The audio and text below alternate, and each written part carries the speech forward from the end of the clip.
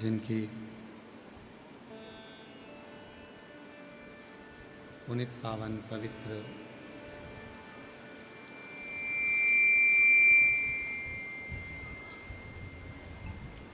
शिव महापुराण की कथा भगवान देवाधिदेव महादेव की कृपा से, करुणा से, उनकी उदारता से जलगांव की इस पवित्र पावन भूमि पर आप और हम भगवान शिव की कृपा से ऑनलाइन शिव महापुराण की कथा श्रवण करने के लिए विराजमान हैं, बैठे हैं। बड़े भाग्यशाली हैं शिव भक्त जो भगवान देवाधिदेव महादेव की ये पवित्र पावन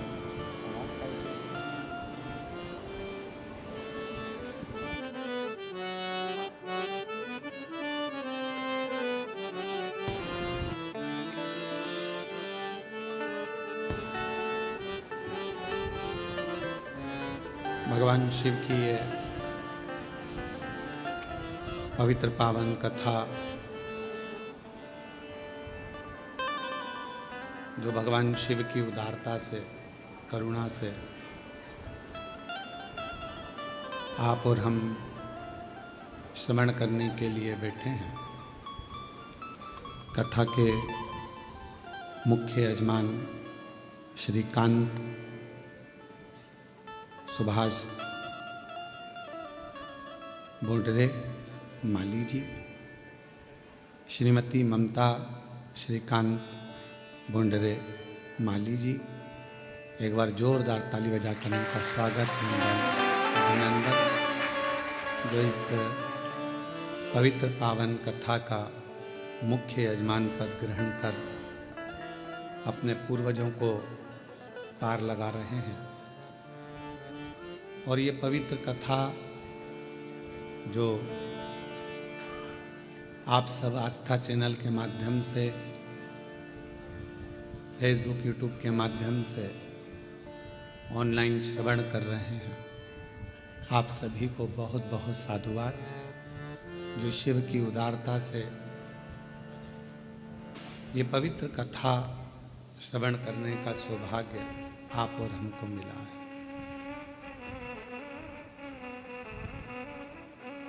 शिव और शक्ति का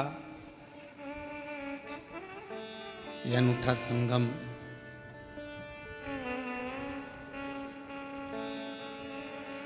जो आज प्रदोष के दिन बाबा की अविरल कथा को आप लोग श्रवण कर रहे हैं और शिव की कृपा का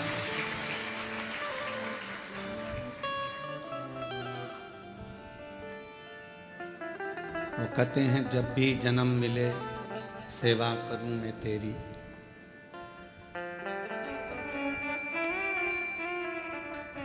ऐसा करना बाबा कि शरण पड़ूं मैं तेरी। मानव का जीवन, मनुष्य का शरीर, मानव की देह, एक तो मिलना कठिन और ऊपर से यदि मिल जाए तो शिव भक्ति करना बहुत कठिन है। भगवान की विरल भक्ति को धारण करना कठिन है।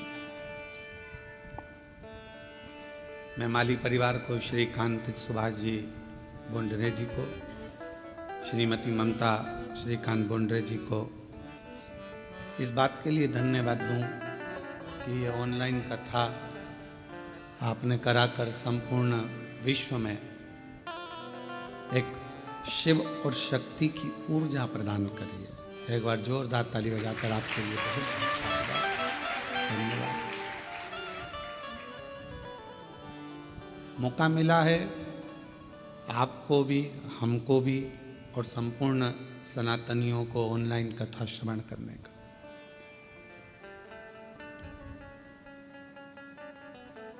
ना जाने कितने कितने जन्म हमारे ऐसे ही निकल गए और हम शिव भक्ति नहीं कर पाए। और आज भी कई लोग ऐसे हैं जो भटक रहे हैं। वो कहते हैं कि हम शिव का प्रसाद नहीं लेते। कोई कहता है हम वेंकटेश भगवान को मानते हैं, कोई कहता है हम दत्त को मानते हैं, कोई कहता है हम पांडुरंगा को मानते हैं, कोई कहता है हम श्री जी बाबा को मानते हैं, कोई कहता है हम गोवर्धन नाथ को, कोई कहे हम इनको, कोई कहे हम उनको, कोई कहे हम भवानी को। हम शिव की आराधना नहीं करते।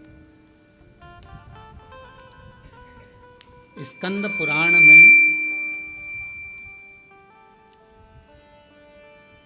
केदार खंड के अंदर हो सकेगा तो आज हम उसका चैनल के माध्यम से उसको हमारा यूट्यूब चैनल पे हम उसको बताएंगे भी। स्कंद पुराण के कल्याण के 27वें नंबर पृष्ठ पर केदार खंड के अंतर्गत एक बात लिखी बड़ी सुंदर कि भगवान शंकर भगवान का शिवलिंग, भगवान विष्णु और भगवान 33 कोटि देवता, ये सब अलग कोई भी नहीं है, कोई अलग नहीं।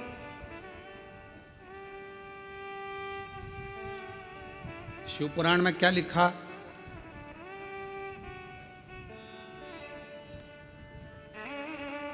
भगवान शंकर की शिव पुराण में लिखा है कि ये जो भाग है जहाँ शिवलिंग रखा है, ये जलाधारी, ये जो भाग है ये पार्वती जी का हस्तकमल, ये शिव पुराण, ठीक है।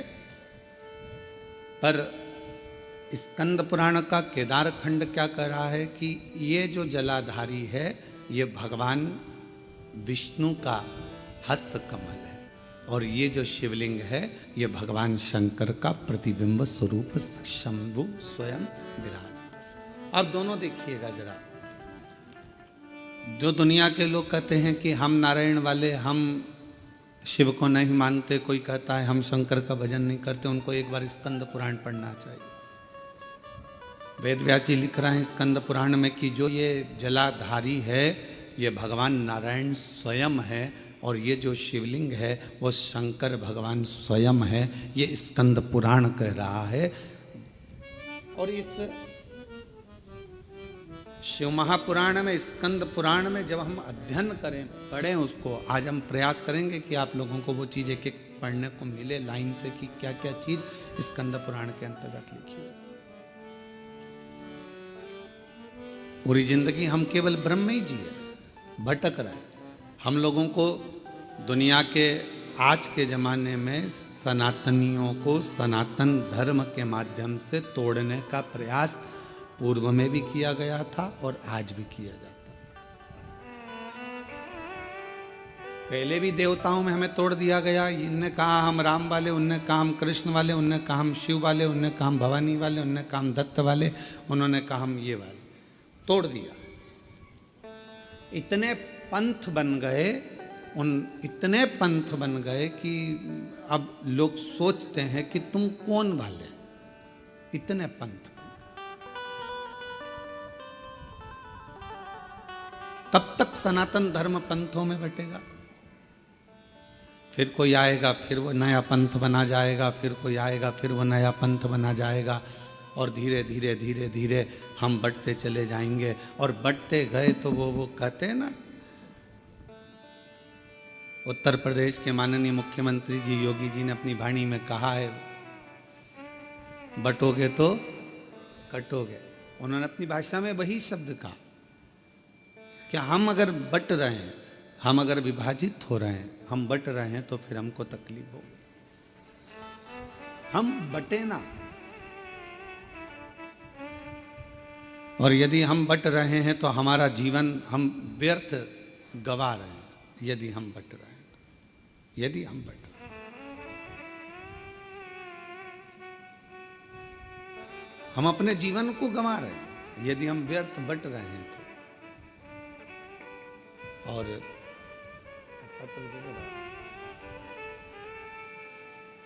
अगर हम बट रहे हैं तो हमारे अपने जीवन को हम गवा रहे हैं। हम पंथों में ना बटें।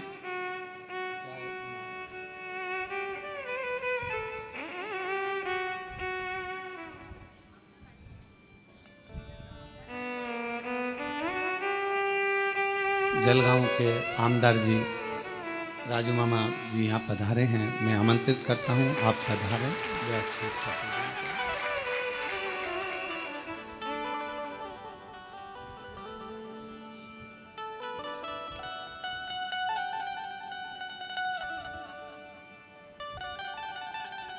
शंभु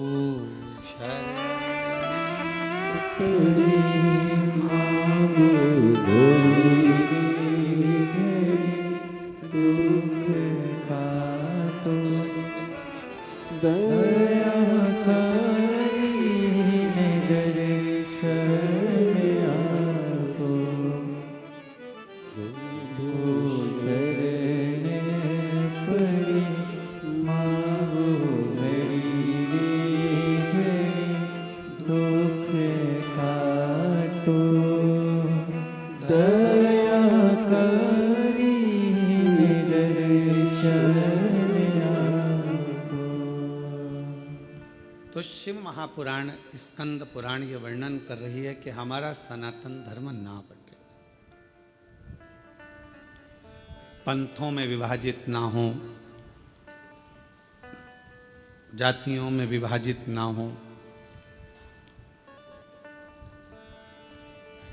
वेद व्यास जी ने जितनी जितनी पुराणों की रचना करी उतनी सारी पुराणों में एक ही बात कही कि आप एकजुट रहे, एकजुट रहे। और आपकी एकजुटता या आपके जीवन की सार्थकता।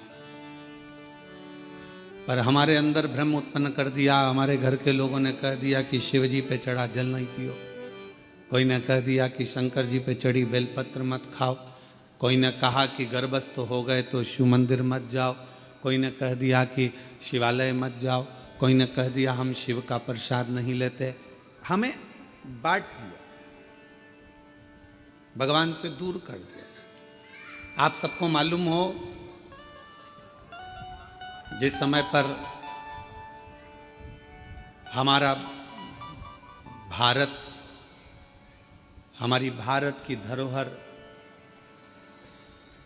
हमारे सनातनी, हमारे क्रांतिकारी इस भारत की भूमि के जब सब एकजुट हो गए थे तो विधर्मियों को ये लगने लगा था कि ये भारत अब टूटने वाला नहीं,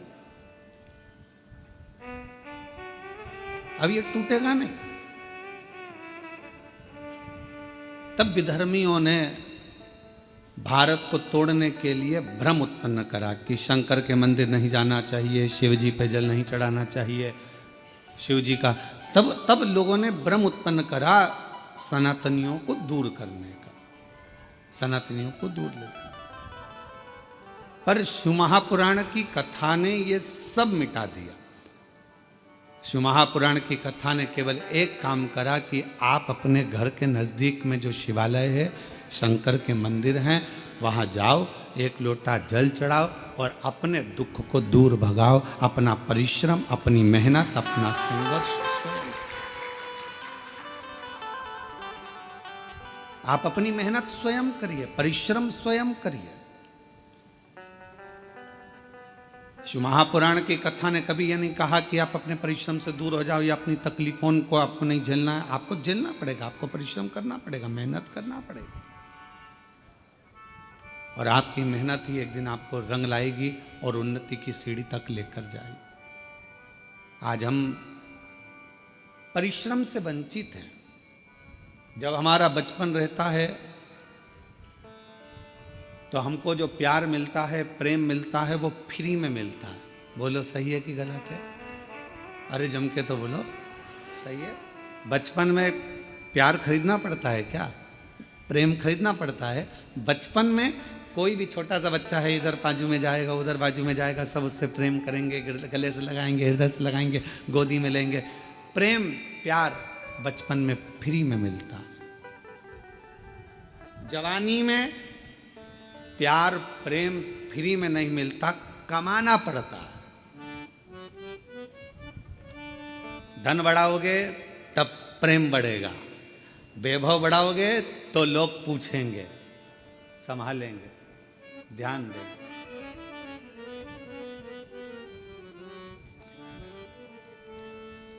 कमाना पड़ता है। और बुढ़ापा जब आता है तो प्रेम फ्री में नहीं मिलता। बुढ़ापे में प्रेम कमाया भी नहीं जाता। बुढ़ापे में तो प्यार प्रेम मांगा जाता है कि कोई हमारे पास आकर थोड़ी देर दे। प्रेम के 3 क्रम है। बचपन में प्रेम प्यार फ्री में मिल जाता है, जवानी में प्रेम प्यार को कमाना पड़ता है, और बुढ़ापे में प्रेम प्यार को मांगा जाता है कि कोई हमको थोड़ा समय दे, थोड़ा सा, थोड़ा हमारे पास बैठो, थोड़ा हमारे पास रुकिए, थोड़ा हमारे पास बैठिए। किसके पास समय? शिव महापुराण की कथा में हमने पहले भी वर्णन किया, आज फिर करते हैं कि मंदिर में 24 घंटे जाकर मत बैठो, तीर्थ में आप 4 दिन जाकर मत बैठो। हम कहेंगे किसी जगह पर व्यर्थ का समय बर्बाद मत करो। हम कहेंगे आप अगर थोड़ा सा समय आपको मिल जाए, आप पूजन भी नहीं कर रहे हो, पाठ भी नहीं कर रहे हो, अर्चना भी नहीं कर रहे हो, आप चाकरी सेवा भी नहीं कर रहे हो, तो इतना जरूर करो कि अपने घर में जो बुजुर्ग हैं उनके पास थोड़ी सी देर जाकर बैठ जाओ, तो आपकी पूजन का फल आपको मिलेगा, आपकी आराधना साधना का फल आपको मिलने लगे।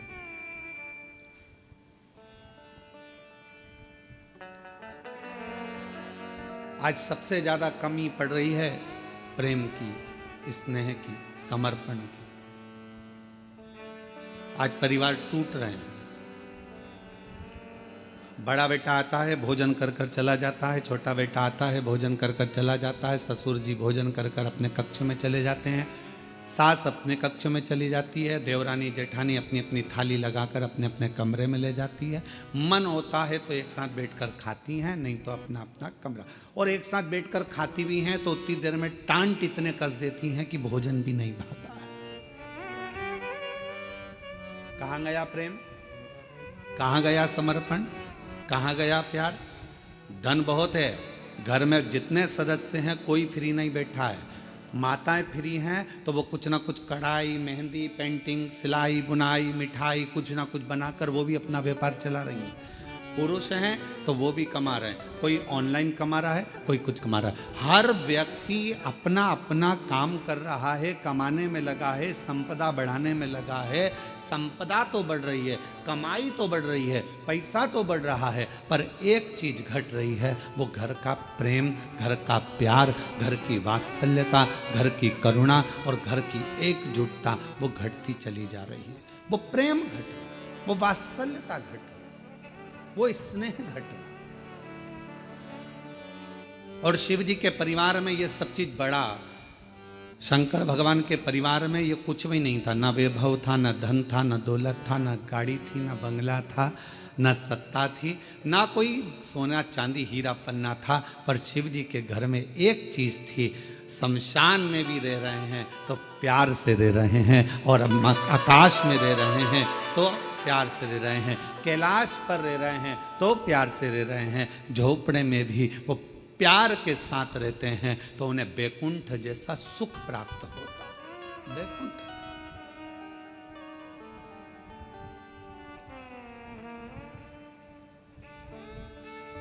आप सबको कभी विष्णु पुराण किसी ने पढ़ी? आप में से जितने लोग आस्था चैनल पर श्रवण कर रहे हैं उनसे निवेदन करेंगे गीता प्रेस गोरखपुर की विष्णु पुराण को लेकर आओ और उसको पढ़ो। विष्णु पुराण में लिखा है कि लक्ष्मी जी से पूछा गया, एक दिन माता ख्याति ने लक्ष्मी जी को अपने घर भोजन करने बुलाया। लक्ष्मी जी अपनी माँ के घर गई और माता ख्याति के पास पहुंची तो माँ ने अपनी बेटी को बिठाया।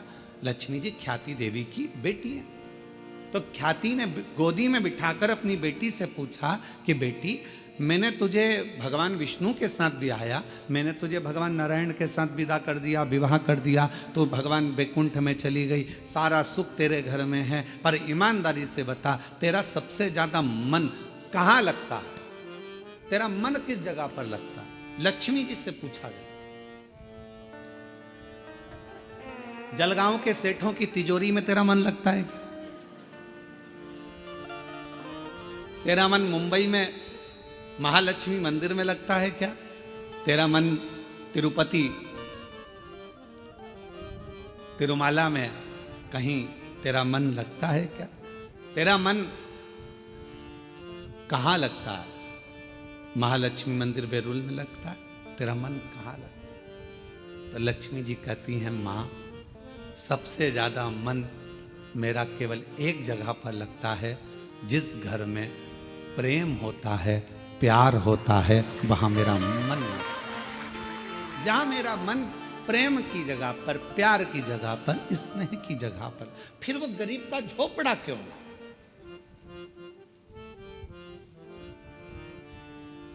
दुनिया की सबसे महंगी चीज क्या है?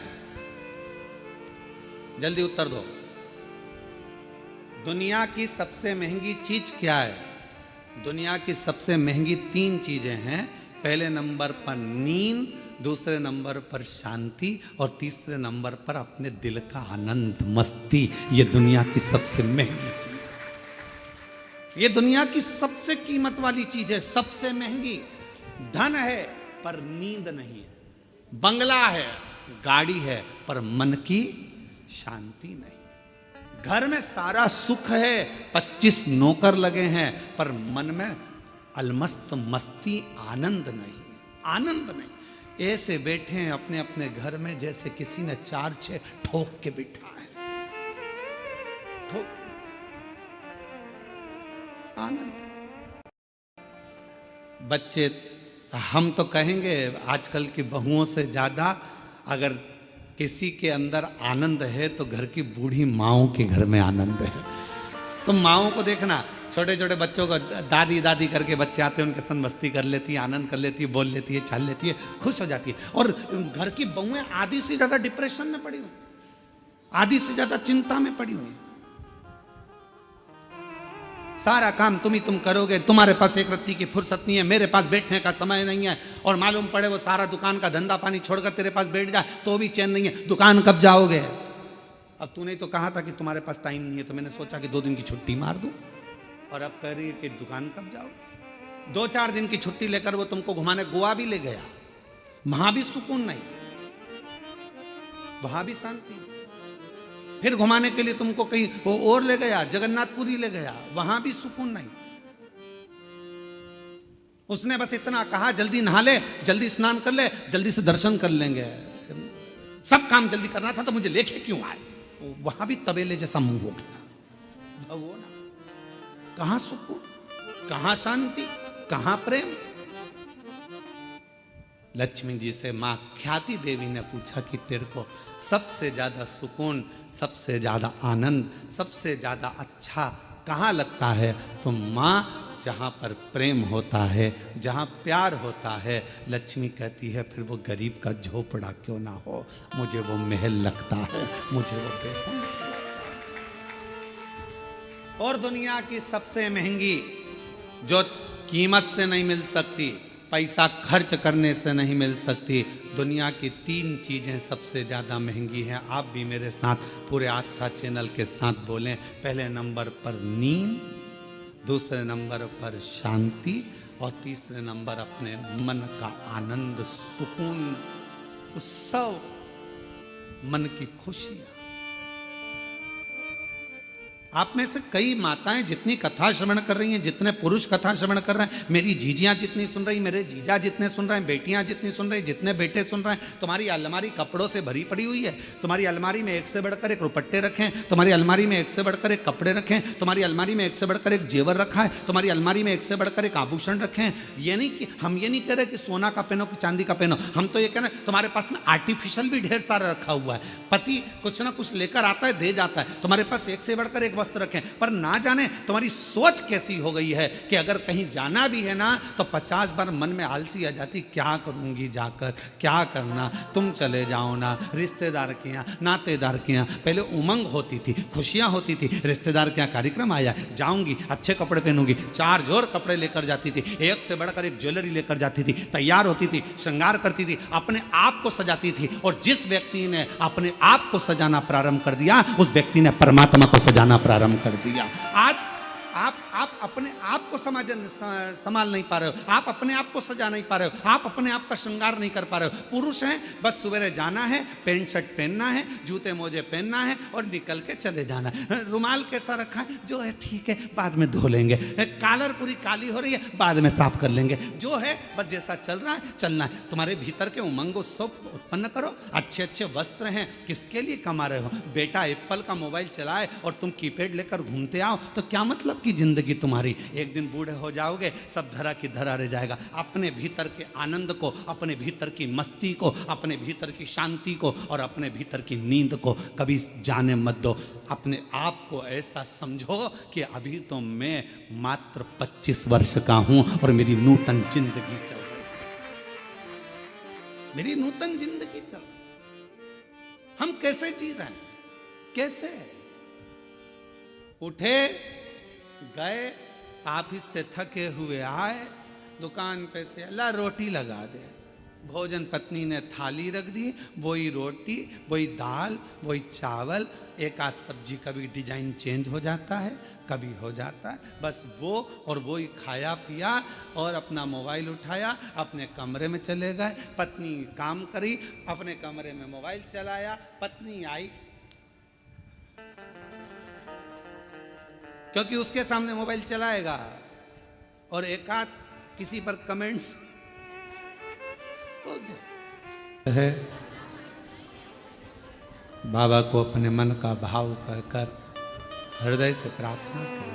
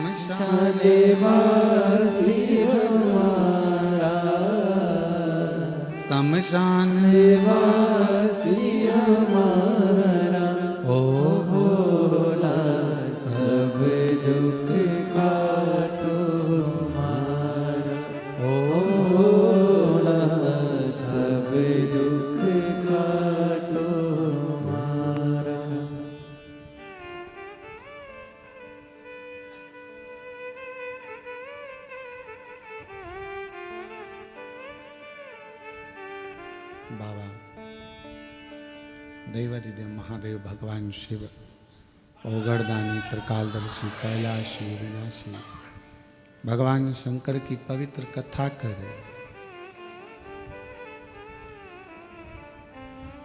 घर के प्रेम को मेरे भगवान शिव का परिवार कह रहा है कि कैसे भी रहो, कहीं पर भी रहो, पर आपस का प्यार प्रेम खत्म मत।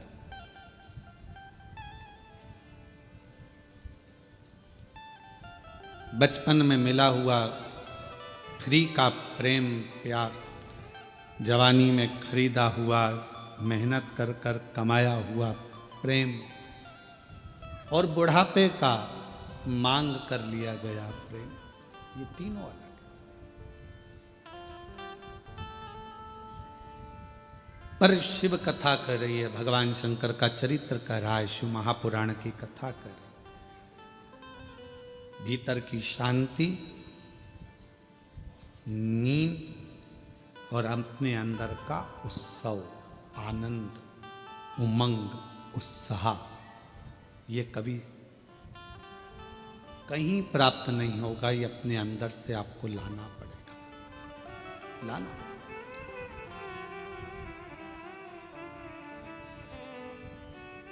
कई मेरी जीजियों को बड़ा प्रेम रहता है, स्नेह रहता है, शौक रहता है तैयार होने का भी, श्रृंगार करने का भी। कई बच्चों को, लड़के हैं उनको, कई बेटों को, कई मेरे जीजा उनको बड़ा रहता है कि अच्छे वस्त्र पहनना, अच्छे से रहना। ये आप यदि अपना श्रृंगार करना सीख गए हो तो तुम परमात्मा का भी श्रृंगार करना सीखो।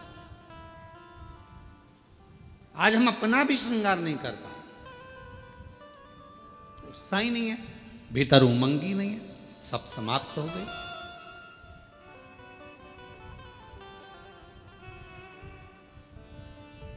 कितना सुंदर कहा है। एक व्यक्ति ने पूछा कि क्यों गुरुजी, क्या भगवान के मंदिर जाना है तो कोई वस्त्र बदल कर जाना पड़ता है? परमात्मा के मंदिर जाने के लिए बाहर का जो वस्त्र है ये बदले ना बदले, पर शिव महापुराण की कथा कहती है अपने भीतर के अहंकार को त्याग कर, अपने भीतर की तृष्णा को त्याग कर, तब परमात्मा के नजदीक। हम बदल ही नहीं पा रहे। ऊपर के कपड़े तो हमने चेंज करे, वस्त्र बदले, पर हम परमात्मा के पास पहुंचकर भी हम श्रेष्ठ नहीं बने। आप सबको मालूम होगा समुद्र के पास कितना पानी है? पानी की कमी है समुद्र के पास, पर समुद्र के पास में पानी की कमी नहीं है, फिर भी समुद्र पानी पीने को तरसता है।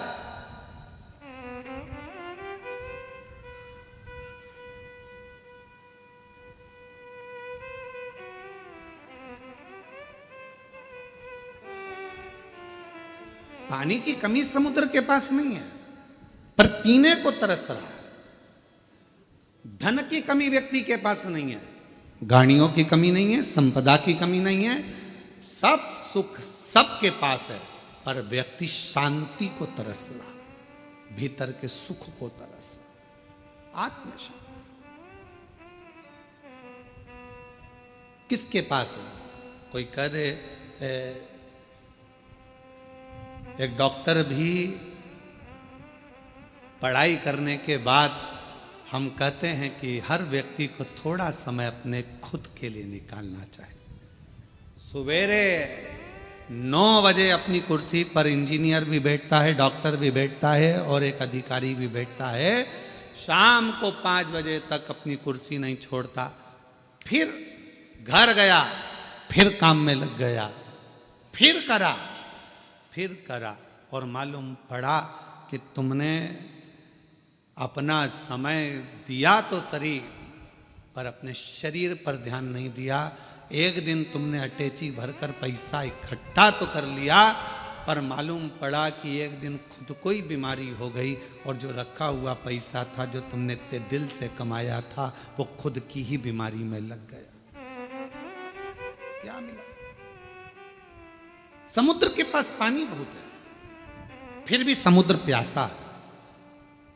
समुद्र के पास जल बहुत है, फिर भी समुद्र को तृप्ति नहीं है।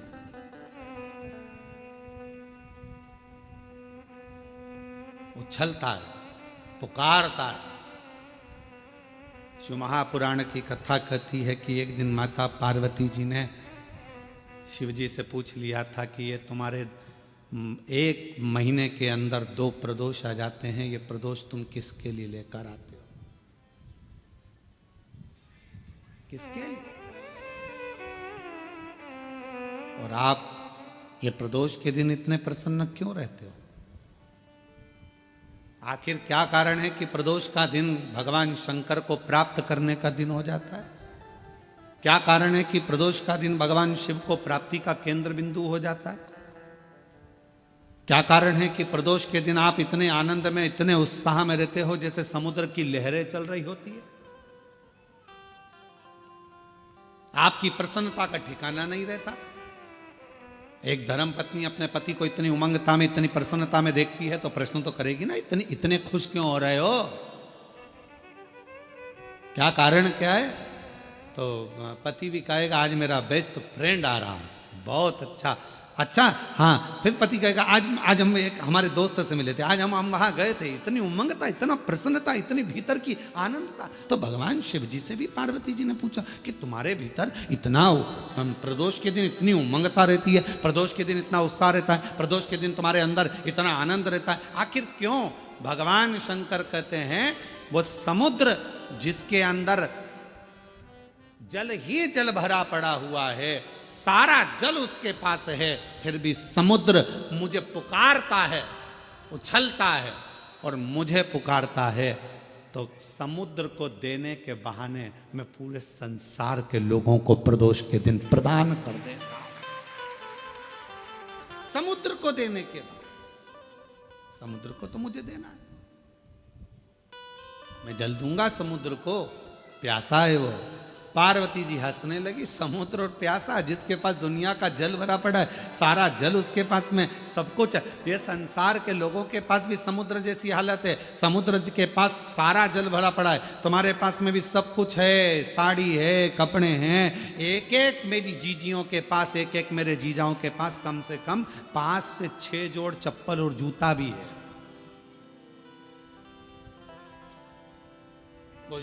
जूता रखने की अलमारी भरी पड़ी है, कपड़े की अलमारी भरी पड़ी है, सारा सब कुछ है। और फिर निवेदन करूं, ना कोई घड़ी की कमी, घड़ी भी सबके पास में 2-2 3-3 है, कपड़े भी 4-4 10-10 जोड़ है, सोने की गादी और तकिया भी है, नई नई बेडशीट अलमारी में थप्पी लगी रखी है, एक एक चीज सब है। समुद्र के पास जैसे सब कुछ है पर भीतर से तृप्ति नहीं है, फिर भी तरस रहा है जल के लिए, सब कुछ है पर वो भीतर की शांति नहीं है। तो भगवान शंकर कहते हैं कि जो प्रदोष के दिन मेरे शिवालय तक आता है, मुझे पुकार लेता है, मैं उसको भीतर की शांति दे देता हूँ, आनंद दे देता हूँ, उमंग दे देता हूँ, उत्साह।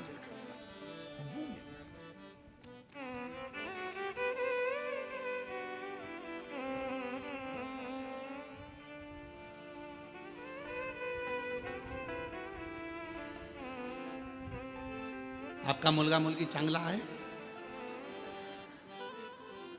अरे बोलो तो, मुलगा मुलगी दोनों चांगला आहे? ठीक है।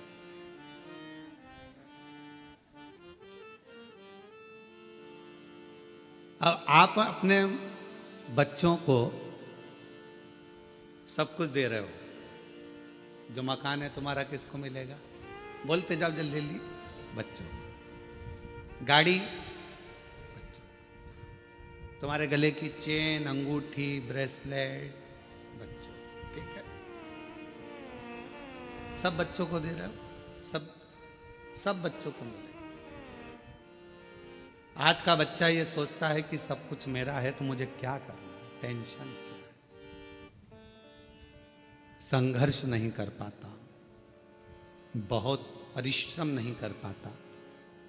जब बड़ा होता है, विवाह होता है, शादी होने के बाद थोड़ा सा टेंशन उसको आता है तो डिप्रेस हो जाता है। क्यों? हमने गाड़ी दी, बंगला दिया, धन दिया, दौलत दी, परवरिश अच्छे से करी, अच्छा कॉलेज दिया, अच्छा स्कूल दिया, अच्छी एजुकेशन दी, अच्छा डॉक्टर को दिखाया, उसको स्वस्थ रखा, सब कुछ करा, पर अपने बच्चे को हमने संघर्ष करना नहीं सिखाया। और एक दिन उसके ऊपर जवाबदारी का बोझा बढ़ा, वो डिप्रेस हो गया, किसी ने कुछ कह दिया, डिप्रेशन में आ गया। पत्नी, शादी हो गई, पत्नी आ गई, 1 महीना, 2 महीना, 6 महीना रही, पत्नी मायके चली गई, वो डिप्रेस हो गया। क्यों? हमने उसको परिश्रम करना नहीं सिखाया, हमने उसको ये नहीं बताया कि संसार के लोगों से लड़ना कैसे।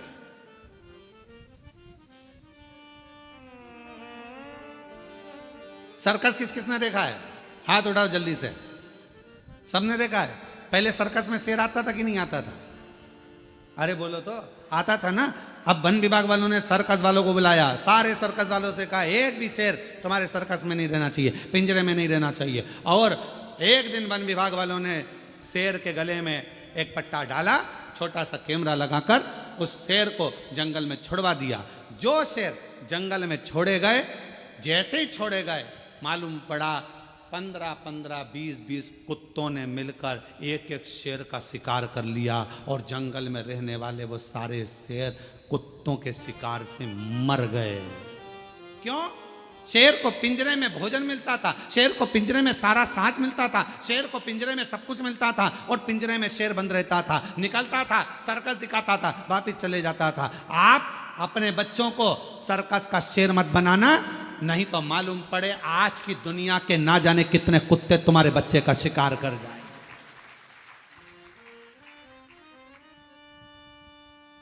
दुनिया के ना जाने कितने बैठे हैं जो तुम्हारे बच्चे का शिकार कर जाएंगे। धन तुमने छोड़ा, गाड़ी तुमने छोड़ी, बंगला तुमने छोड़ा, सारा साज तुमने छोड़ा, मालूम पड़ा धीरे धीरे उन्होंने शेयर मार्केट में लगा दिया, मालूम पड़ा डब्बे में लगा दिया, सब बर्बाद कर कर एक दिन बच्चे को लाकर कंगाल कर कर छोड़ दिया। इसलिए अपने बच्चे को जंगल का शेर बनाना, सर्कस का शेर मत बना देना, नहीं तो जिंदगी बर्बाद कर लो। उसको थोड़ा सा विल पावर दो, उसको थोड़ा संघर्ष करने दो, उसको थोड़ी मेहनत करने दो, उसको थोड़ा अध्ययन करने दो, उसको थोड़ा दुकान पर जाने दो, उसको थोड़ा व्यापार करने दो।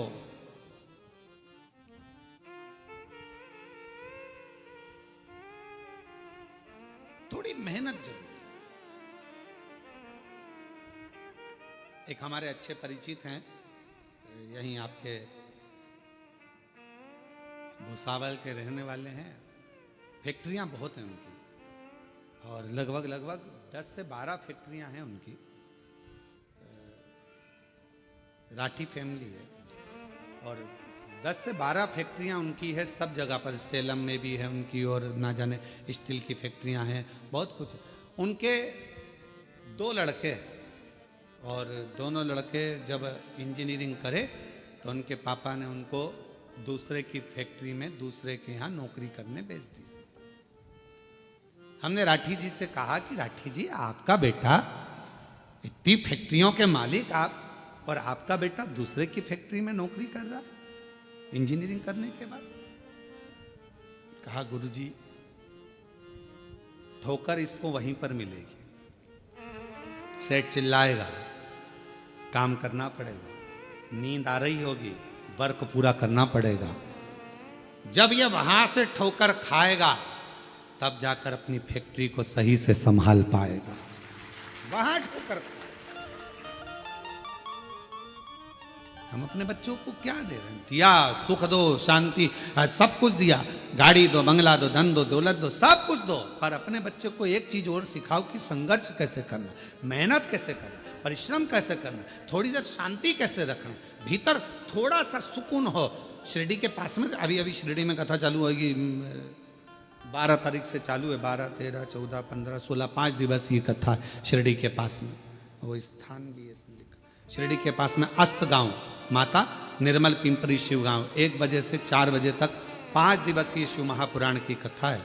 12 से 16 तारीख तक ये कथा, 9 तारीख को विराम होगी, वो 12 तारीख को चालू होगी, 16 तारीख तक चलेगी। पंडाल में बड़े बड़े पंडाल लगाए गए हैं जहां बैठकर कथा का तत्व लोग ग्रहण करेंगे। क्या कहा शिरडी के बाबा ने, क्या कहा साईं राम ने? एक ही बात कही, श्रद्धा, दूसरे नंबर पर सबूरी। आज के जमाने में जरा सी सबूरी नहीं है, जरा सी। भले अपन शिरडी के पास रह रहे हैं पर रत्ती भर की सबूरी नहीं है। तुम्हारे यहां से शिरडी कितनी दूर है? जलगांव से बोलो बोलो कितना किलोमीटर है? हैं 220 किलोमीटर। अब नजदीकी है ना, हमारे यहां से तो दूर ही है, 800 किलोमीटर पड़ जावे। तो तुम्हारे यहां से तो फिर भी पास में ही है। तो इतना नजदीक होने के बाद भी सबरी नहीं है। थोड़ा सबरी होना चाहिए, जरा सी सबरी। बेटा बेटी का ब्याह हुआ, शादी हुई, 6 महीना रहे, झगड़ लिए, लड़ लिए, अलग हो गए। मैं इसका मुंह नहीं देखूं, मैं उसके यहाँ नहीं रहूंगी, तलाक ले लूंगी, मैं नहीं रहूंगी, यहाँ नहीं रहूंगी। हमारे थोड़ा सब्र तो रखो। तुमने सोचा कि ये बेकार है तो फिर दूसरी शादी कर लूंगी, मालूम पड़े ये बेहरू था और वो काल बेहरू मिल गया तो सुकून का थोड़ा नहीं, थोड़ा।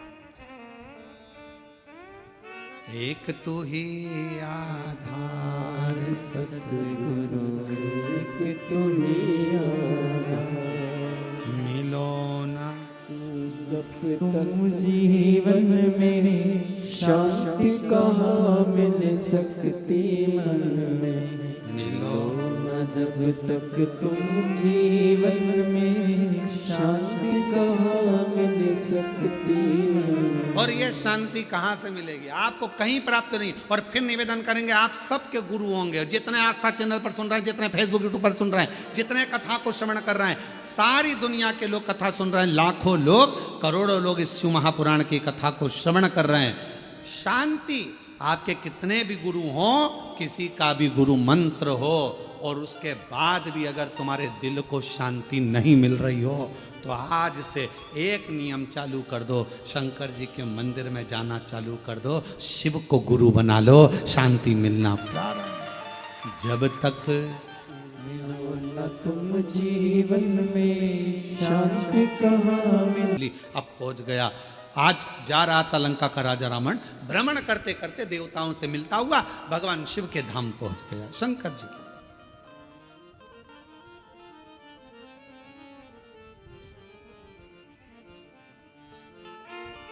और भगवान देवाधिदेव महादेव के धाम पर जब पहुंचा,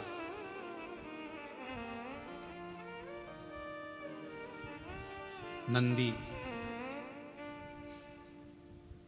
बैठे हुए थे, देख रहे थे।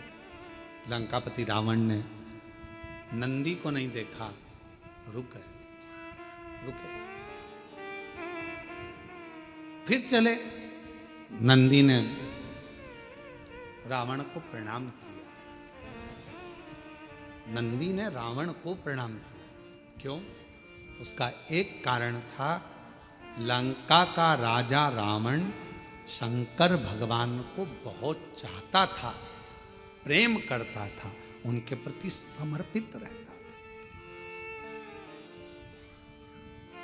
भगवान शिव के द्वारपालों में एक लंका का राजा रावण भी गिनती में आता है। द्वारपालों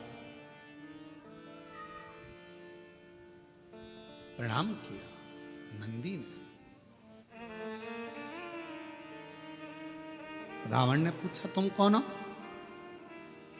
नंदी ने कहा कि मैं शिव जी का गण नंदी, शिवगण नंदी। चेहरा देखा है तुम्हारा?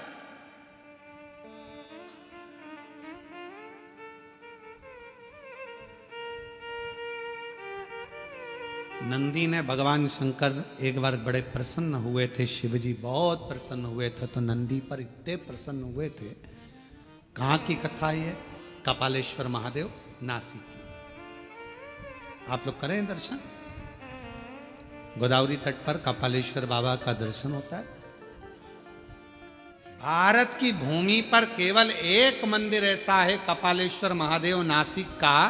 महाराष्ट्र की धरा पर पूरी दुनिया का एक मंदिर ऐसा है जहां पर भगवान शंकर के गुरु नंदी हैं, वो कपालेश्वर महादेव है। शिव के गुरु नंदी हैं। ब्रह्मा जी का शीश कटा, हाथ पर शीश चिपक गया भोलेनाथ जी के, ब्रह्मा की हत्या का दोष लग गया, कपाल छूट नहीं रहा था, हाथ का कपाल छूटे नहीं, बड़े परेशान हो गए भगवान जी। सबसे कहा यह हाथ नहीं छूट रहा, कपाल नहीं छूट रहा, सब जगह पर गए पर कहीं पर भी वो कपाल नहीं छूटा।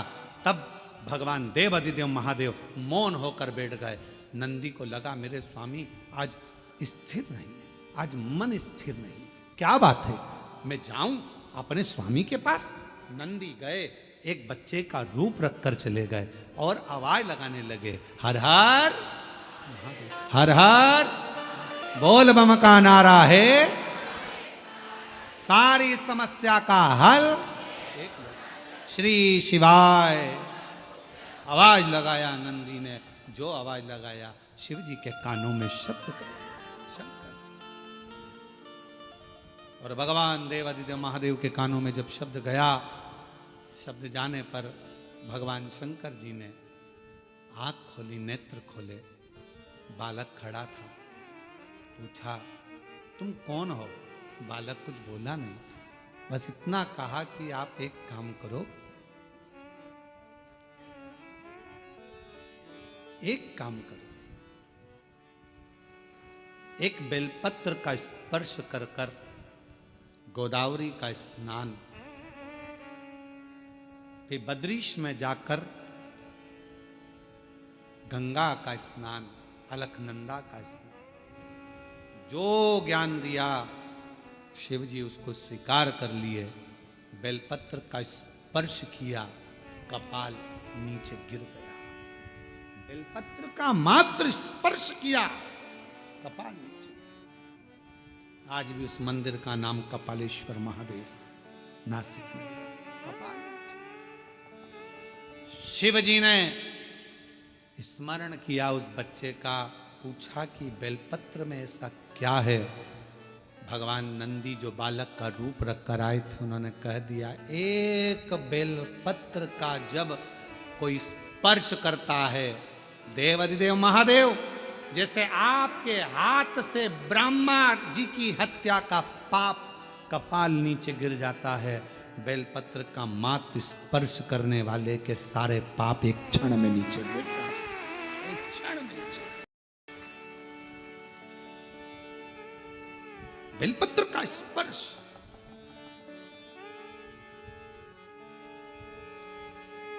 हम आप लोगों से कहें, जितने आस्था चैनल पर कथा सुन रहे हैं, फेसबुक यूट्यूब पर कथा श्रवण करें, आप सबसे विनय निवेदन करेंगे, आज प्रदोष के दिन आपसे निवेदन करें, प्रयास करिए, शरीर में कोई भारी से भारी रोग हो जाए, कोई बहुत बड़ा रोग हो जाए, बहुत, डॉक्टर कह दें कि यह रोग का कोई अंत नहीं है, कोई अंत नहीं, शरीर के नसें ब्लॉक हो गई, नस नहीं चल रही है, रोग ग्रसित हो गए।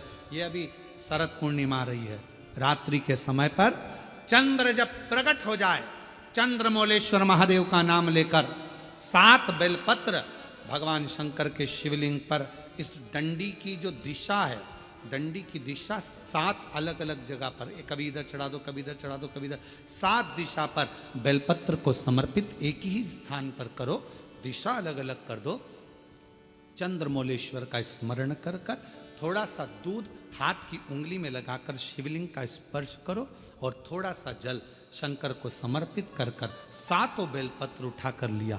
7 दिन तक लगातार एक बेलपत्र सुबह के समय पर रोज खाना प्रारंभ करो। कितनी भी नसें ब्लॉक हो, चाहे शरीर में कितना भी रोग हो, वो धीरे धीरे समाप्त जरूर होगा। शरद पूर्णिमा का ये उपाय अवश्य करिए। हम फिर कहेंगे डॉक्टर शिव का एक रूप है, डॉक्टर को दिखाओ मना नहीं है, डॉक्टर का इलाज कराओ मना नहीं है, डॉक्टर की जांचें कराओ मना नहीं है, पर शंकर पर विश्वास कर कर शिव को अपना मानकर, अपने जैसे भगवान नंदी गुरु बनकर आए, और गुरु बनकर आए और कहा कि आप बेलपत्र का स्पर्श करिए, स्पर्श करा, कपाल नीचे गिर गया, शिव जी का नाम कपालेश्वर महादेव हो गया। बोल कपालेश्वर महादेव की। आज भी माँ गोदावरी के तट पर नासिक में भगवान कपालेश्वर महादेव विराजमान, आज भी गुरु बने। शिव जी बड़े प्रसन्न हो गए जब उनके हाथ का कपाल छूट गया, आज बड़े प्रसन्न थे, बड़े प्रसन्न। तो शंकर भगवान ने कह दिया, ए नंदी, तुम हमारे गुरु बने थे, हमें दक्षिणा देना है तुमको, और गुरु दक्षिणा बहुत जरूरी है। हम तुमको गुरु दक्षिणा में क्या दें, आपको हम क्या दें, मांग लो, तुम्हें क्या चाहिए। तब नंदी कुछ बोले नहीं, तो शंकर भगवान के पास में पार्वती जी आई, और पार्वती जी ने कहा, प्रभु मेरा एक निवेदन है, नंदी का मुंह कैसा है, सींग लगा है, ऐसा है वैसा है, और नंदी देखा है ना तुम लोगों ने, अरे बोलो तो जम के देखा है, अब नंदी का मुंह तो नंदी ऐसा। तो इतने में पार्वती जी बोल दी, तुम कितने सुंदर हो, कर्पूर गौरम कर्णावतारम संसार सा, कितने। मेरा एक मन कर रहा है, आपके 5 मुख में जो सुंदरता है, उससे भी ज्यादा सुंदरता आप नंदी को दे दो। नंदी एकदम हैंडसम, स्मार्ट, नेचुरल ब्यूटी आप नंदी को कर दो, सुंदर बना दो, बहुत सुंदर। बस भगवान शंकर उसी समय पर नंदी को वर देने वाले थे, इतनी देर में नंदी शिव जी को रोक लिए, नहीं चाहिए। अरे आप, मुझे ये कुछ नहीं चाहिए। पार्वती जी ने पूछा, नंदी तू इतना सुंदर हो जाएगा, इतना श्रेष्ठ हो जाएगा, तेरी सुंदरता बढ़ जाएगी, तू तो शिव जी से भी ज्यादा सुंदर दिखेगा, 5 मुख में जो सुंदरता है उससे प्रबल सुंदरता तुझे मिल जाएगी। नंदी कहने लगे, मैया दिक्कत यही है, दिक्कत सबसे बड़ी यही है, सुंदर हुआ ना तो फिर भजन नहीं हो पाएगा, कभी धागे के पीछे पड़ा रहूंगा, कभी पेंसिल खींचूंगा, डब्बा भरूंगा, कभी रगड़ता फिरूंगा। अब जो मां नहीं कुछ। शिव जी ने कहा, मैं तो दूंगा, मुझे तो गुरु दक्षिणा देना, और गुरु दीक्षा दिए, दक्षिणा दिए बगैर तो मैं जाऊंगा नहीं, मैं तो दूंगा। तो नंदी ने कह दिया, अगर देना चाहते हो तो मेरा बंदर का मुंह बना दो। बंदर का मुंह, फिर तो तू नंदी अच्छा है, अगर बंदर का मुख मांग रहा है तो उसे तो नंदी अच्छा। नहीं, थोड़े दिन मेरा मन है कि मैं बंदर का मुख लगाऊं, आप मुझे बंदर का मुख दे दो। शिव जी ने कहा, तथास्तु। नंदी का बंदर का मुंह लग गया। अब देखिए कितनी विचित्र बात है। रावण कितने मुंह लगाया? 10। उसमें एक भी मुख ऐसा था क्या? बंदर का, हाथी घोड़े का कोई का नहीं। और नंदी ने क्या मांगा? बंदर का मुख दे दो। बंदर का बैठा था नंदी, बंदर का मुख था, आज शिव आराधना में लगा था। नंदी निकलकर बस बैठे थे, रावण निकलकर जा रहा था। लंकापति रावण को नंदी ने प्रणाम कर दिया, प्रणाम प्रणाम नमन करा। रावण ने पूछा, तुम कौन हो? मैं शिव जी का गण नंदी। अच्छा, तो ये बंदर का मुंह क्यों लगा रखा है? नंदी ने कहा, मेरे प्रभु ने मुझे दिया है। तो कहा, शंकर भगवान ये आड़ी टेढ़ी चीज तो नहीं दे सकते? रावण बोला, ये फालतू की चीज शंकर जी कभी नहीं देते। कौन होगा जो अपने घर कमरे में, जिस कमरे में वो सोता है तो झाड़ू रखेगा? कौन होता है जो अपने कमरे में कचरे का डब्बा रखेगा? कौन है जो अपने कमरे में कबाड़ा ला के रखेगा? अभी दिवाली पे लोग अपने कमरे का कबाड़ा बाहर निकाल देते हैं, और तुम ये बंदर का मुख लेकर आ गए। कौन है? शंकर जी ये नहीं दे सकते, मेरा भोले बाबा ये कभी नहीं दे सकता। कई लोग शिव जी पर आरोप लगा देते, भोले बाबा हमारी नहीं सुन रहे, हम शंकर जी को इतने दिन से जल चढ़ा रहे हैं, शंकर जी हमारी मनोकामना पूर्ण नहीं कर रहे, शिव जी ने ऐसा नहीं करा, शंकर जी ने वैसा नहीं करा। अरे भाई, शंकर तो तुम्हारे लिए सब कुछ करना चाहते हैं, पर थोड़ा इंतजार तो करो। 2 महीना, 2 साल, 1 साल जल चढ़ा और तुम सोचो कि सारे काम होते हुए ना? धीरे धीरे बाबा हाथ पकड़ा ना। कोरोना जैसी बीमारी में आज भी तुझे जिंदा रख रखे हैं, तेरे पड़ोसी निपट गए, भगवान की कृपा है जो तू बैठी है। कई रिश्तेदारों की सूचना आ गई, अरे इतना अच्छा था मर गया, हाँ वो तो अच्छी थी उसको क्या हो गया, अटैक आ गया, चले गया, एक्सीडेंट हो गया, मर गया। रोज अखबार में कुछ ना कुछ सूचना मिलती है, मोबाइल पर, इंस्टाग्राम पर कहीं ना कहीं सूचना मिल जाती है, कहीं पहाड़ गिर गया, मालूम पड़े हवाई जहाज जा रहा था विदेश, निपट गया, अपन तो थे ही नहीं। विचार करो, तेरी कृपा का क्या है, कब किसी पर हो जाए जरा सी हम पर कर दो, जरा सी हम पर कर। भगवान को धन्यवाद देते रहो, तेरी कृपा बड़ी भारी है। इतने इतने उत्पात मच रहे हैं, रोज उपद्रव मच रहा है, रोज कुछ ना कुछ हो रहा है, कहीं एक्सीडेंट हो रहा, कहीं कुछ हो रहा, कहीं किसी को अटैक आ रहा, जवान से जवान जा रहा है, सबकी हालत खराब हो रही है। और तू मुझे अच्छा रखा है, जलगांव में शिव पुराण की कथा सुनवा रहा है। ये तेरी कृपा नहीं तो, तेरी कृपा नहीं तो इससे बढ़कर और सुख क्या होगा।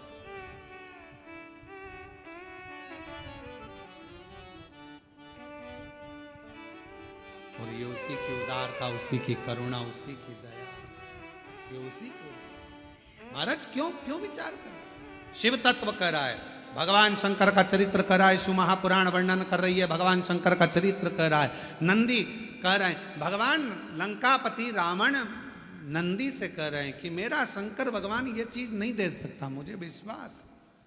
और बोलो ईमानदारी से, शिव जी दे रहे थे क्या ये बंदर का मुंह? नहीं दे। जो शंकर का भगत है ना, उसको मालूम है कि शंकर जी क्या दे सकते हैं। कई लोग कह देते हैं शिव जी के मंदिर मत जाना, गर्भवती हो गई नारी, शंकर के मंदिर। नहीं नहीं, हमें मालूम है, हम पुराण पढ़ें, अध्ययन करें, तुम भी पढ़ो, कि अगर गर्भवती नारी शिव के मंदिर जाएगी और डॉक्टर ने कह दिया कि बच्चे की धड़कन नहीं है, बच्चा अंदर से विकलांग है, अगर उसने शंकर की आराधना 9 महीने करी है तो बच्चा विकलांग हो ही नहीं सकता। बच्चे का माइंड विकलांग नहीं हो सकता, बुद्धि तीव्र हो। जो मां सरस्वती को श्री सैलम की भूमि पर बैठकर माता सरस्वती को स्वर दे देते हैं, जो वीणा वादनी को वीणा सिखा देते हैं, जो नृत्य कर कर पूरी दुनिया को संगीत दे देते हैं, वो नटराज दुनिया में स्वर देने वाले, दुनिया को आनंद देने वाले, कभी किसी की जिंदगी में दुख नहीं देते। शंकर जी को जिसने पहचान लिया, शिव जी ने सब कुछ दे दिया, सब कुछ। क्या नहीं, क्या नहीं, सब। बस आप पहचान नहीं पाते उसको, जान नहीं पाते, तो कह देते हो भगवान हमारी नहीं सुन रहा। रावण ने कह दिया, रावण शिव जी को बहुत चाहता था, तो तुरंत कह दिया मेरे शंकर भगवान ये नहीं दे सकते, तेरे को बंदर का मुंह नहीं दे सकते। शिव जी ने नहीं दिया, तू बोल सच। रावण ने कहा सच बता दे नंदी, तेरे को ये बंदर का मुंह कहां से मिला?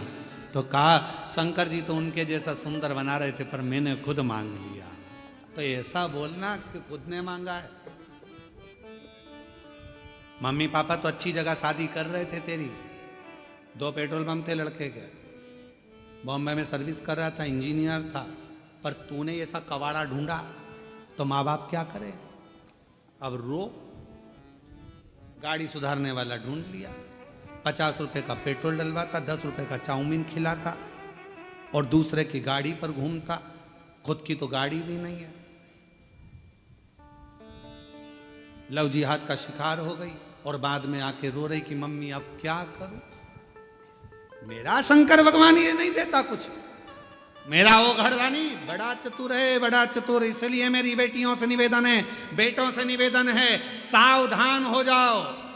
10 रुपए के चाउमीन और 50 रुपए के डीजल पेट्रोल की दूसरे की गाड़ी चला कर आएंगे, बुड़ बुड़ कर कर तुमको अपना बनाने का प्रयास करेंगे और एक दिन हरिद्वार घुमाने ले जाएंगे और अटैची में तुम्हारे टुकड़े मिल जाएंगे। इसलिए थोड़ा सावधान हो जाओ, थोड़ा सा। मेरा शिव नहीं दे सकता। अब यहां कहा, यहां बोल रहे हैं मेरे भोले बाबा। लंकापति रावण का विश्वास देखिए कितना था शंकर जी के प्रति। मेरे शंकर जी तेरे को बंदर का मुंह नहीं दे सकते, ये हमारा विश्वास कर,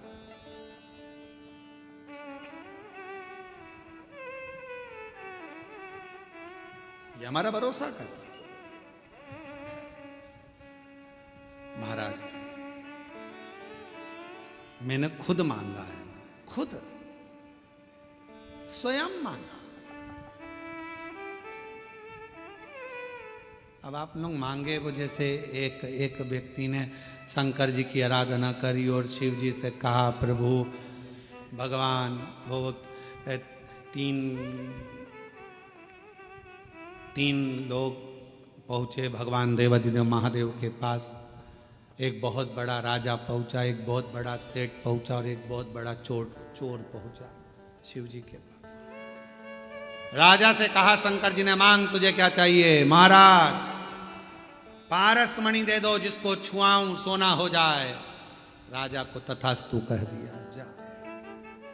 नगर का सेठ पहुंचा, तुझे क्या चाहिए? मांग ले। महाराज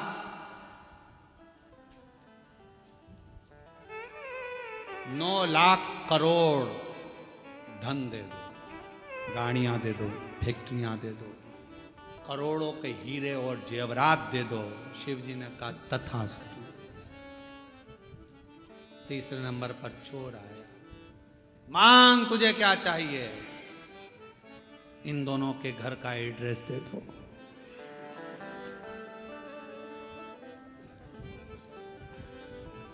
अब वो चाहता तो खुद करोड़ों का धन मांग लेता, और वो दोनों के घर का एड्रेस मांग रिया कि चोरी इन्हीं के घर करूंगा, लेकर जाऊंगा। जो इनने कोहिनूर हीरा मांगा, पारस मणि मांगी, वो भी चुरा लाऊंगा, और इसके पास करोड़ों का धन वो भी चुरा। दोनों का माल अपने घर में ले आऊं। इन दोनों का एड्रेस मुझे दे। हम भी ऐसे शिव जी पर आरोप प्रत्यारोप करते रहते हैं। भगवान ने ऐसा कर दिया, भगवान ने वैसा कर दिया, हे भगवान तूने क्या कर दिया, हे भगवान, हे भगवान। भगवान को दिन रात कोसते हो, अपनी किस्मत को कोसते हो ना। शिवपुराण कहती है, ना कभी किस्मत को कोसिए, ना परमात्मा को कोसिए, बल्कि अपने आप को ध्यान दीजिए कि मैंने पूर्व में कुछ करा होगा तो आज तकलीफ भोगना पड़ रही है, पर मेरा भोलेनाथ हाथ पकड़कर मुझे इस तकलीफ से बाहर जरूर निकालेगा। ये अपने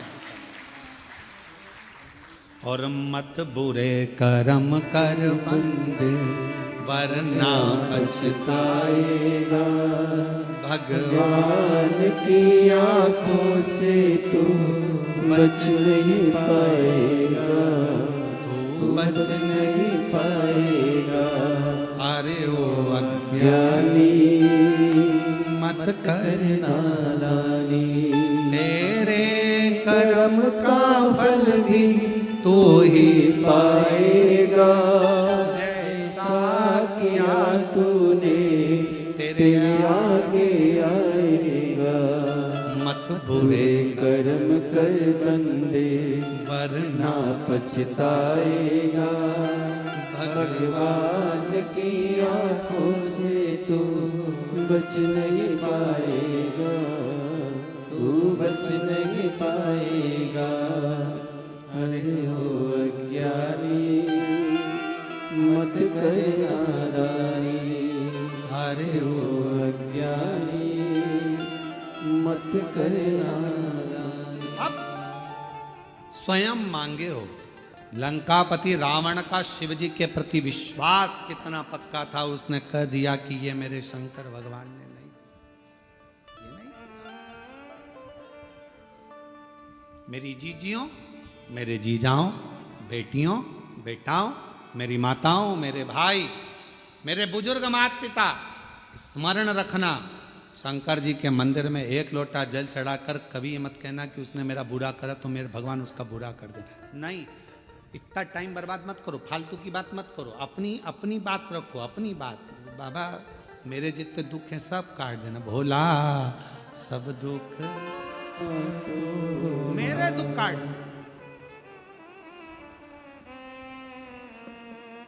एक जुगनू देखा है, लाइट जलती है उसमें उड़ता है। एक जुगनू, लाइट वाला कीड़ा जुगनू उड़ रहा था, सांप उसको पकड़ रहा था, जुगनू फिर उड़ा, सांप फिर पकड़ा। तो जुगनू ने सांप से पूछा, भाई ये बता तू मुझे खाएगा, मैं तेरा आहार हूँ क्या? उसने कहा नहीं। तो फिर तू मुझे बार बार झटपट क्यों रहा है, मुझे खाना क्यों चाहता है? मैंने तेरा कुछ बिगाड़ा है? जुगनू बोल रहा है मैंने तेरा कुछ बिगाड़ा। सांप बोला नहीं बिगाड़ा, मैंने तेरा कुछ बुरा करा नहीं करा। तो फिर तू मुझे मारना क्यों चाहता है, तू मुझे खाना क्यों चाहता है? तो सांप बोला कि तेरी ये चमकती हुई लाइट मुझे अच्छी नहीं लग रही। आज के समय में दुनिया के लोग सांप की तरह हो गए हैं। आप जितना चमकोगे लोगों को आपकी चमक पसंद नहीं आएगी, उसको निपटाना चाहिए।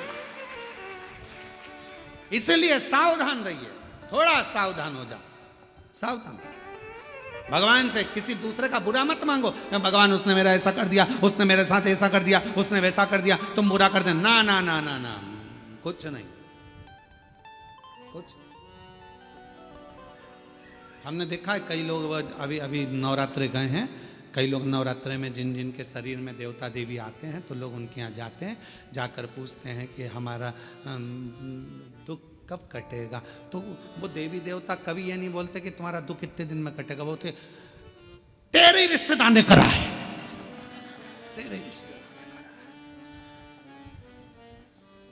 तेरी जेठानी, तेरी देवरानी, तेरे ही सास वो करके लाई थी, तेरे ऊपर कुछ करा है, तेरे ऊपर कुछ। अब इतना अच्छा परिवार था, इतनी अच्छी सास थी, इतनी अच्छी जेठानी देवरानी थे, उसके माइंड में बिठा दिया कि इन्हीं ने कुछ करा है। फिर उसके समझ में आया, मेरी जेठानी मायके गई थी, प्रसाद लाई थी, वो मैंने खाया था, फिर मेरे साथ ऐसा हो गया। पूरी माइंड में फिल्म जमा दी देवी।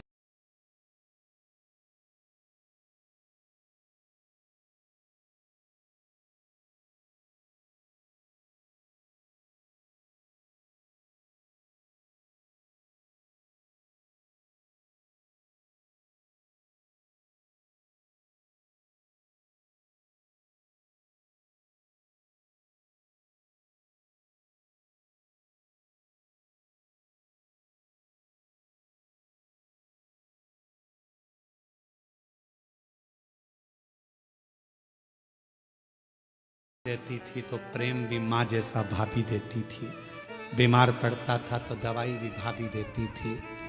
आज भाभी बुरी कैसे हो गई? तब 10-15 दिन बाद एक धागा लाई, यहाँ बांध दिया हाथ में पति के। ये क्यों बांध रही है? माता जी बोली है भाभी कुछ कर रही है। पति ने कहा उसको करना होता जब तू नहीं आई थी उससे पहले ही कर देती, तेरे आने के बाद क्या बुरा कर रही, क्या बुरा? जगत में कोई बुरा नहीं है, बुरा हमारा कर्म है। हम जैसा कर्म करेंगे वैसा हमें भोगना। अच्छा करिए अच्छा मिलेगा, बेकार करिए बेकार मिलेगा।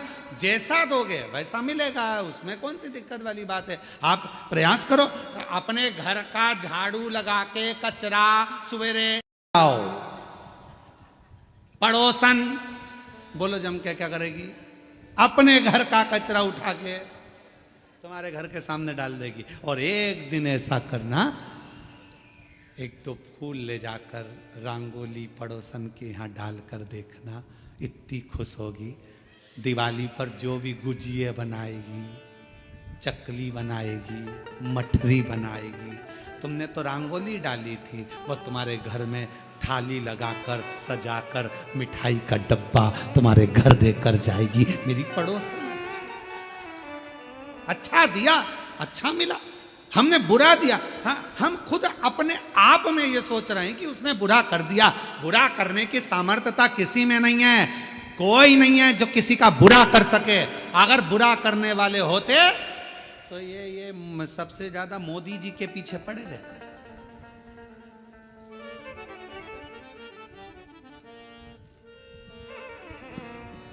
मेहनत करो, परिश्रम करो, आगे बढ़ो। शिव जी को एक लोटा जल चढ़ाओ। अब कोई कहे शंकर जी की आराधना करेंगे, हम आराधना करें, कोई ने कह दिया उसको हवा लग गई, कोई ने कह दिया भूत लग गया, उसका नाम ही भूतेश्वर महादेव है, सारे भूत उससे ही चिपके रहते हैं। तो वो क्या भूत लगने देगा किसी ना? ब्रह्म मत लो, आडंबर में मत पड़ो, ढोंग प्रपंच में मत पड़ो। सारी समस्या का हल एक लोटा जल। कोई भ्रम नहीं उत्पन्न करना, कोई टेंशन नहीं लेना, कोई चिंता। ए भैया हमने किसी का बुरा नहीं करा, कोई हमारा बुरा नहीं करेगा। हमें विश्वास है कोई हमारा बुरा नहीं कर सकता, ये हमारा कर्म है, कोई पूर्व का कर्म होगा तो आज वो आप लोगों को यहाँ कथा सुनने के लिए मिल रही है, आप सोचिए, विचार करिए। आपने सोचा था क्या कि कथा सुनने को मिल जाएगी? ये कथा तो ऑनलाइन होने वाली थी, सीहोर से होने वाली थी या किसी तीर्थ में होती, पर जलगांव में हो रही है, तो तुम्हारा कहीं ना कहीं तो पूर्व का कोई तुम्हारा अच्छा पुण्य होगा जो तुमको यहाँ लाके बिठा दिया। कौन किसको?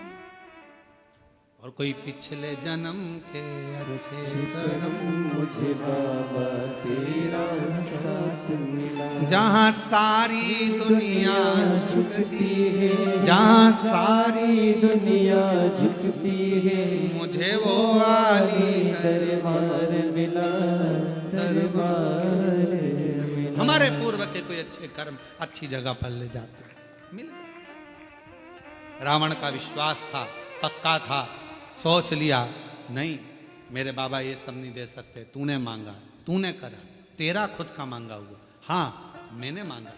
अब रावण ने कितनी बड़ी बात कह दी।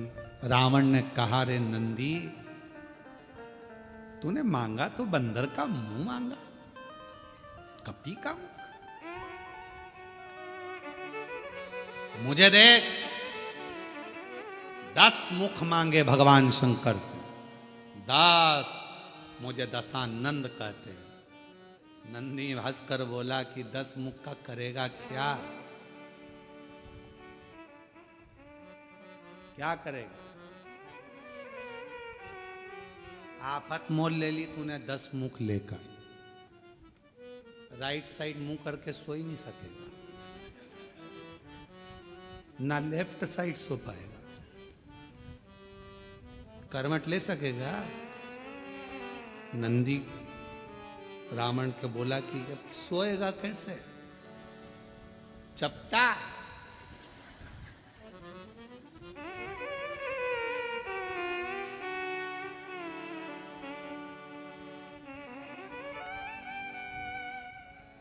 नंदी बोला ये तुझे नहीं मांगना था। अभी रावण कह रहा था तुझे ये बंदर का मुख नहीं मांगना था, अब नंदी कह रहा है कि तुझे ये मुख 10 नहीं मांगना था। रावण ने एक बात बड़ी सुंदर कही। रावण कहता है मैंने ये 10 मुख ये नहीं सोचा कि सोऊंगा कैसे, ये 10 मुख मैंने केवल शंकर भगवान की स्तुति करने के लिए, शिव का गुणगान। आप और हम करने वाले कुछ नहीं, करता शिव है। एक पत्र है, अच्छा है।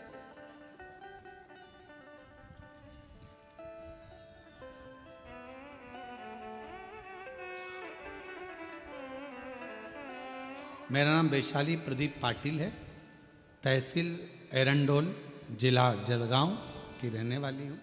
आप ही हैं? श्री शिवाय नमस्ते। आ जाइए बेलपत्र। मैं तहसील एरंडोल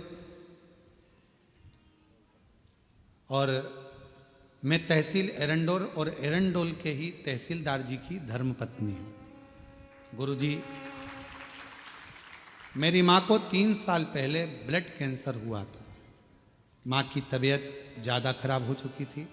हमने बाबा का सारा इलाज करवा लिया, पर कोई आराम जब नहीं दिखा, तब आखिरी में किसी के कहने पर बाबा का बेलपत्र मंदिर से लाकर माँ के सिर के पास रख दिया।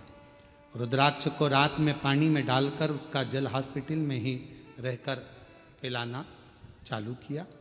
मैंने मालेगांव की भी एक दिन की कथा सुनी और बाबा से विनती करी कि मेरी माँ को जो बीमारी लगी है बाबा ठीक कर देना। बाबा की ऐसी कृपा हुई गुरुदेव, आज 2 साल हो गए।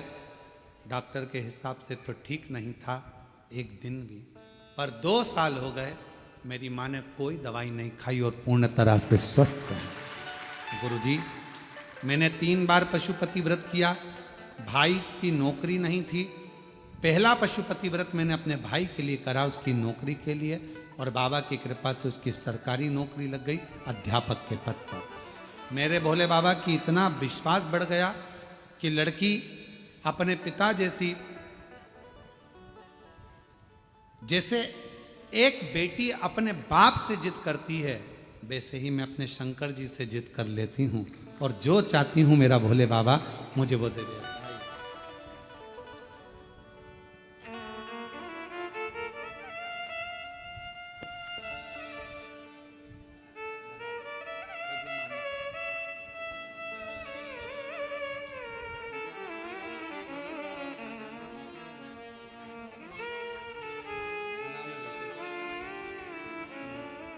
आज आपके बेटे मयंक पाटिल जी का भी जन्मदिन है।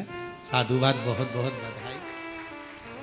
शिव कृपा बाबा की बनी। एक पत्र और है। मेरा नाम शोभा दिलीप पाटिल है, जालना महाराष्ट्र की रहने वाली हूँ। कहीं बैठी हो आप ही हैं? श्री शिवाय नमस्तुभ्यम। आइए एक बेलपत्र लेकर दे। मेरी लड़की की यहाँ पहले लड़की थी, पर 12 साल तक औलाद नहीं हुई फिर बाद में। और फिर मेरी बेटी ने, डॉक्टर तो कहे थे कि बाद में औलाद का सुख नहीं है, पर पशुपतिनाथ का व्रत कर कर बाबा की कृपा ऐसी हुई कि 12 साल के बाद बेटी के घर लड़का हुआ। हमने बेटे का नाम बाबा की कृपा से डमरू रखा है। तेरे डमरू की धुन सुन के मैं काशी।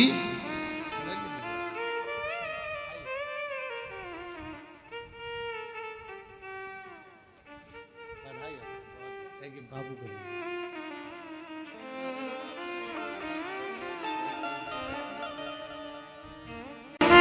शिव शिव है, शंकर शंकर है, उसकी उदारता कभी कम नहीं होती।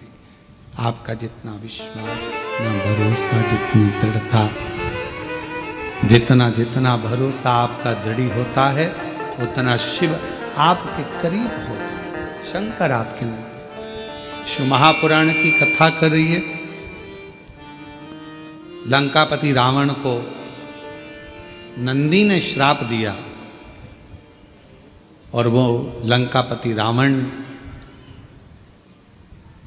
नंदी के श्राप द्वारा बंदरों की सेना जाती है और वो सेना जाकर पूरे लंका का विध्वंस कर देती है।